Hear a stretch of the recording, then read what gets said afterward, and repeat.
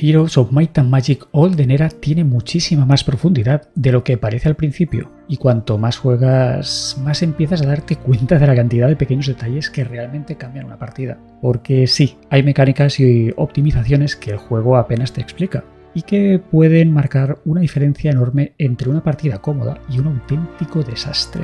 Así que en esta guía vamos a reunir todos esos consejos, trucos, detalles que pueden ayudarte, tanto si acabas de empezar como si llevas varias partidas encima en esta saga y quieres entender mejor cómo funciona realmente Olden Era. Y honestamente puede acabar siendo uno de los héroes más profundos y estratégicos de toda la saga. Así que acomódate porque vamos a repasarlo todo. Y la diferencia entre un jugador normal y uno que parece un psicópata del meta está en entender todo esto. Así que vamos con ello. Nice. 8 puntos a tener en cuenta. El primero de todos, los accesos directos. Aprende los atajos del teclado. O vas a jugar a cámara lenta, mientras otro jugador ya conquistó medio mapa. Por una parte, podremos utilizar control más clic para separar unidades de una en una. De esta forma podremos tener más cebos y conseguir más puntos de concentración. De esto ya hablaremos. Con Shift más clic izquierdo podemos dividir en partes iguales, pudiendo así dividir por ejemplo nuestros arqueros. Con Control Shift y clic derecho podemos reagrupar todos los stacks en uno. Mucho más cómodo. Con la tecla Alt podemos iluminar los diferentes objetos con los que podemos interactuar. Edificios, obeliscos o recolectables, y facilitar de esta manera nuestro farmeo. Con el tabulador podemos intercambiar entre nuestros héroes más cómodamente. De la misma forma también podemos cambiar de castillos para poder revisar nuestras construcciones, por ejemplo, en uno y en el otro.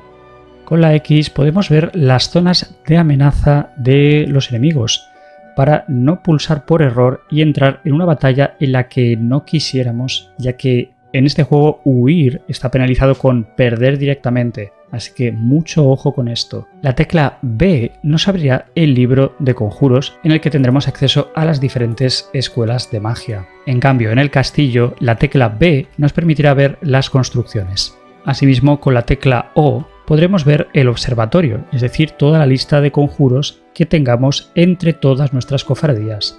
Y con la L podremos ver los puntos ley, esta nueva e interesante mecánica que fue añadida en Olden Era, que nos permitirá conseguir de forma pasiva diferentes beneficios. Por último, la tecla E nos permitirá pasar el turno.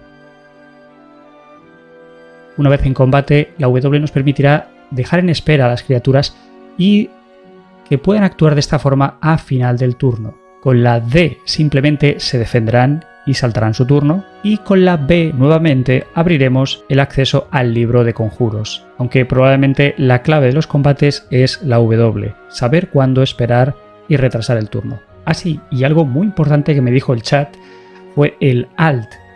Con el Alt puedes alternar para ver cuántas unidades has perdido y cuántas tenías antes de la tragedia. Así que súper importante. Gracias también a vosotros por el consejo. ¿Ves? Como por ejemplo aquí la bailarina, que tenía 52 y ahora tengo 50. Está muy bien lo del alt. Nuestro punto número 2 será el mapa y el movimiento. Recoger recursos que están literalmente al lado de tu héroe no consume movimiento. Así que tenlo en cuenta que no es como otras entregas de Might and Magic. Es totalmente gratis. Los caminos además reducen muchísimo el gasto de movimiento. Y luego entran otros factores como podrían ser los artefactos, generalmente las botas, habilidades como podría ser exploración o logística, hechizos y bonificaciones del héroe. Y como que todo suma, aquí empieza la mentalidad más pro. Si juegas con varios héroes, ten en cuenta que no pelean todos, normalmente uno será el que pelee y los demás recolectarán recursos. Son su Uber, su Amazon de las tropas del héroe principal. Por esto, un pequeño truco clásico es contratar cada día 1 de la semana algún nuevo héroe en la taberna. Muchas más tropas que podrás transferir a tu héroe principal. Solo uno pelea, los demás recolectan. Los secundarios son quienes recogen recursos, transportan tropas, exploran, hacen la economía. Y sí, eventualmente con experiencia de los obeliscos o edificios que no requieren combate, pueden ganar habilidades de logística que ayuden a incrementar su movimiento. Literalmente son los asistentes personales del carry. Vamos a por nuestro número 3, las construcciones. Aquí muchos jugadores pueden perder la partida sin darse cuenta, porque creen que la economía es siempre lo primero. Y es correcto si hablamos del mapa, pero en lo que se refiere al castillo hay que priorizar primero la construcción de toda la parte militar, es decir, las criaturas que vamos a usar durante esas segunda semana. Hacer un upgrade de la unidad principal y quizás una mejora de oro, o quizás el mercado, ya que es posible que te falte algún tipo de material de entre habitualmente gemas, cristales o mercurio para construir tus tropas finales. Asimismo, los puntos ley podrían ayudarte mucho en este proceso, ya que en estos inicialmente sí nos centraremos en la parte económica, al menos hasta la mitad de la partida.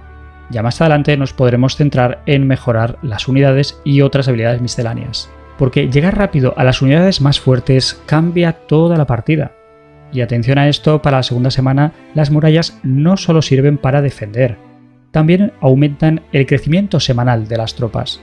Así que te interesa construirlas justo antes del cambio de semana. Tiene muchísimo más valor que no hacerlas el día 1 de la semana. Otro detalle importantísimo será capturar cuanto antes el aserradero y la mina de mineral, ya que son los recursos principales para la construcción de la mayoría de edificios. Luego además, ten en cuenta lo que te pide tu facción, que será pues mercurio, cristales o gemas. Porque sí, las unidades de tier 7 van a devorar este recurso, te lo garantizo. Sí, totalmente como si les fuera la vida. Y luego aparte ya llegó el nuevo recurso, el polvo alquímico. ¿Y para qué sirve? Pues por ejemplo para conseguir la versión Prime de tus criaturas. Es solamente un upgrade, pero muchos de los edificios te lo van a pedir y tarde o temprano lo vas a necesitar. También te sirve para potenciar hechizos. Si algún hechizo te gusta especialmente o te va muy bien, puedes invertir polvo alquímico para mejorarlo y subirlo por lo tanto al siguiente nivel. Y la última función de todas es mejorar los artefactos. Por un módico precio puedes mejorarlos y de esta forma obtener más estadísticas. Esto con algunos objetos está absolutamente rotísimo, pero evidentemente es algo que harás más bien al final de la partida. De todas formas, el polvo alquímico también lo puedes conseguir del silo alquímico que tienen las facciones, que proporcionará un poquito de polvo alquímico cada día, o ya casi al final de la partida puedes destruir algunos objetos. Lo que este proceso, asegúrate de hacerlo cuando realmente no necesites estos objetos. Los pergaminos suelen ser la mejor fuente, ya que en algún momento conseguirás los hechizos y te van a dar igual eliminarlos. De todas formas, no te obsesiones mucho con eso. Y nuestro punto número 4 es la concentración. Concretamente, cuando tus criaturas reciben daño de los rivales, acumularás una pequeña carga de concentración, uno de estos cuadraditos de aquí. Cuando seas tú quien ataque con unidades a distancia, generarás una carga, pero si atacas cuerpo a cuerpo, podrás generar hasta 2 cargas. Cuando acumulas suficientes cargas, es decir, cada 6 cargas, tendrás un punto de concentración, pudiendo llegar a tener hasta 3, o incluso más con algunas habilidades u objetos. ¿Y para qué sirven los puntos de concentración? Pues entre otras cosas para utilizar el golpe heroico, que es un golpe directo del héroe a unidades rivales, o para utilizar algunas habilidades secundarias de las criaturas, que normalmente te aparecerá el coste de la aptitud en la parte inferior, o incluso habilidades de ciertas facciones como es la colmena. Y es que los enemigos también usan puntos de concentración, así que tenlo en cuenta porque cada ciertos ataques podrán realizar sus habilidades especiales, que no te pille por sorpresa. Sí, incluso los enemigos neutrales que no van acompañados de héroes también utilizan puntos de concentración. Algunas habilidades de 2 o 3 puntos son absurdamente fuertes, aunque ya existen construcciones centradas por ejemplo en el golpe heroico, que puede costar 1 punto o incluso 0, Hay criaturas que tienen efectos de daño, de magia de apoyo o de resurrección de tropas que son una absoluta locura. Hay de todo. Así que saber cuándo guardarse los puntos de concentración también es síntoma de tener buenas manos. Y ahora sí, vamos a por la parte número 5, el combate. Aunque esta parte la vamos a dividir en 3 partes, ¿vale? 3 apartados. El primero de ellos sería: elige bien tus peleas. La primera semana no lo pelees todo. Pelea únicamente los retos fáciles o como mucho normales, dependiendo de si te interesa mucho o no lo que esconde ese enemigo. Es más inteligente minimizar las pérdidas. Por lo tanto, siempre trata de priorizar combates fáciles, premios importantes, rutas eficientes, y no pasa nada por dejar escapar enemigos que atacan a distancia. Muchas veces te darán la opción de dejarlos escapar. Déjalos escapar, casi no vas a perder experiencia y así no te arriesgas a perder tropas, sobre todo cuando sabes que seguramente las vayas a perder. Evidentemente, si estás casi seguro que no las perderás, adelante. Y cuando veas enemigos que te marquen como letal, no te obsesiones, ya vendrás más adelante. De momento, esos enemigos te están protegiendo de otros jugadores que puedan entrar en tu bioma, así que considéralos unos guardias de seguridad temporales. Primero limpia tu bioma y ya luego te expandirás. Así, y con la tecla Z puedes ver las fronteras de las regiones, por si te sirve de algo, aunque creo que es algo muy visual y no te hará falta. El segundo apartado sería apilar o dividir tropas. Aquí es una de las mayores diferencias entre el juego casual y el más competitivo. Los stacks de una sola unidad son absurdamente útiles. ¿Por qué? Porque con ellos puedes gastar el contraataque de los enemigos, puedes generar también concentración rápida, sobre todo con los arqueros. Los melee existen generalmente para proteger, para tradear contraataques y sí, para morir antes que los arqueros, aunque evidentemente hay excepciones.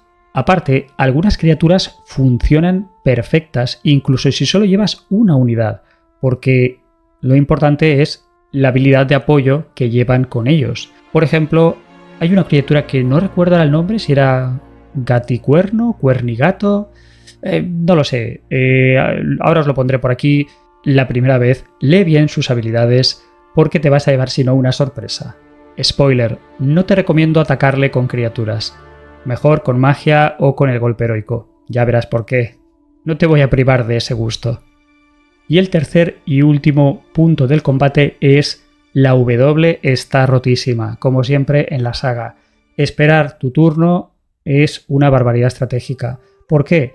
Los arqueros van a hacer más daño cuando los enemigos de melee se hayan acercado, pudiendo así forzar muchas veces el movimiento del enemigo. También esperar es bueno para utilizar las resurrecciones. Suele ser mejor resucitar casi al final del turno que casi al comienzo, salvo alguna excepción. Probablemente la iniciativa sea una de las estadísticas, si no la más importante. Y aquí es donde viene la locura que muchos ya sabréis y otros quizás no lo habéis imaginado. El tener 2 turnos seguidos. Cuando una unidad rápida, sobre todo si es la primera, la haces esperar, pasa automáticamente a ser la última del turno. Por lo tanto, será la última en pegar este turno. ¿Qué pasa el turno que viene? El turno que viene es la primera otra vez, porque es la más rápida. Unidades como los dragones, los vampiros, los ángeles, esto ya era así en anteriores entregas, pero creo que es importante remarcarlo, sobre todo para los que es la primera vez que jugáis a un juego de esta saga. Y otro detalle enfermizo sobre la iniciativa: si 2 unidades tienen la misma iniciativa,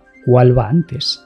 Siempre va a ser la que esté situada en la parte más a la izquierda de tu ejército. Si yo, por ejemplo, he colocado 4 esqueletos uno detrás de otro, el que esté más a la izquierda, ese será siempre el primero en pegar de los 4. Hasta esto importa. Y vámonos a por el punto número 6. Los puntos de ley es una nueva mecánica incluida en Olden Era que inicialmente nos da sobre todo recursos y algunas habilidades relacionadas con tu facción. Además de siempre en el lado derecho habrán bonificadores específicos para todas y cada una de tus criaturas. Al principio siempre es recomendable que, ya que en el castillo te vas a centrar en unidades, que es el único sitio donde realmente te puedes centrar, aquí, al igual que en el mapa, aprovecha para recaudar fondos para poder luego cosechar todo ese ejército. Normalmente, al haber cogido estas 3 de aquí, ya sueles tener bastante para ir tirando las 2 primeras semanas. Y quizás ya puedes ir poniendo algún punto en las criaturas o en otro tipo de refuerzos. Así que recuerda, guardar puntos en principio sin motivo casi nunca merece la pena, salvo habilidades finales que pueden costar más de un punto, como puedes ver por aquí. Empezarás siempre con la primera fila. Irás desbloqueando las siguientes cuando cumplas los requisitos que te marcan en los candados. Tampoco es algo con lo que te tengas que comer mucho la cabeza, porque realmente solo en partidas muy largas vas a poder comprar todas las habilidades. Así que céntrate en las principales. Y aquí vamos con el punto número 7, probablemente mi favorito y el de muchos, la magia. Bienvenidos al verdadero endgame de Heroes. Aquí tenemos 5 escuelas: la de la luz, que normalmente es magia de apoyo; la de sombras, normalmente maldiciones y control; la arcana, muy variada, trampas, ilusiones, resurrección, un poco de todo; la magia primigenia, que es daño puro y duro; y la magia neutral, que es únicamente de movilidad y utilidad en el mapa. Pero, ay Dios mío, esta magia es demasiado buena. Siempre ha sido así en Might and Magic. En combate, normalmente lanzas un hechizo por turno, aunque ciertas builds pueden romper esta regla y permitirte lanzar 2, 3, incluso más conjuros por turno. Una absoluta locura. Los hechizos se aprenden en cofradías, y cuanto más subes la cofradía, más niveles de magia desbloqueas, como siempre. Pero escucha este detalle, puedes hacer que algunos hechizos estén rotísimos. Si un hechizo aparece repetido en otra cofradía que tengas en otro castillo, se mejoraría. Sí, es decir, si consigues, por ejemplo, bola de fuego y en otro castillo te vuelve a salir al azar el hechizo de bola de fuego, te mejorará en sí el hechizo de todos los héroes con bola de fuego. ¿Y en qué forma?